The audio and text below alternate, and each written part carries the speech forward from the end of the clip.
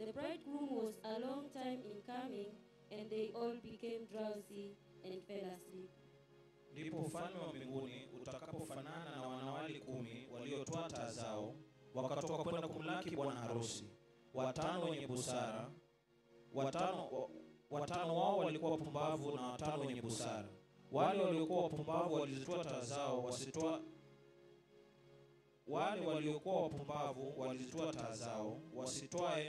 wasitoe na mafuta pamoja nao. Bali wale wenye busara walitoa mafuta katika vyombo vyao pamoja na taa zao. Hata bwana harusi alipokawia, wote wakasinzia wakalala usingizi. At midnight the cry rang out, "Here is the bridegroom, come out to meet him." Then all the virgins woke up and trimmed their lamps. The foolish ones said to the wise, "Give us some of your oil, our lamps are going out." Lakini usiku wa manane pakawa na kelele, "Haya bwana harusi, tokeni mwende kumlaki." Mara wakaondoka wanawali wale wote wakazitengeneza taa zao. Wale wapumbavu wakaambia wenye busara, "Tupeni mafuta yenu kidogo, maana taa zetu zinazimika."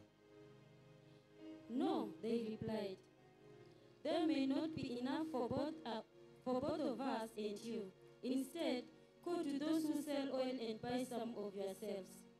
But while they were on their way to buy the oil, the bridegroom arrived. The virgins who were ready went in with him to the wedding banquet, and the door was shut.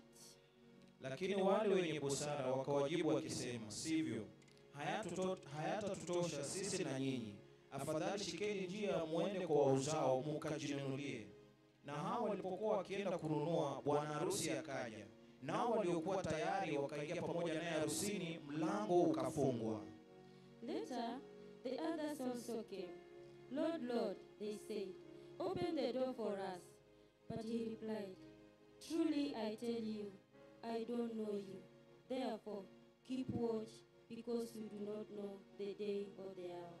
Alafu wakaja na wale wanawali wengine wakasema, "Bwana, Bwana, utufungulie." Akajibu akasema, "Amin nawaambia, siwajui ninyi.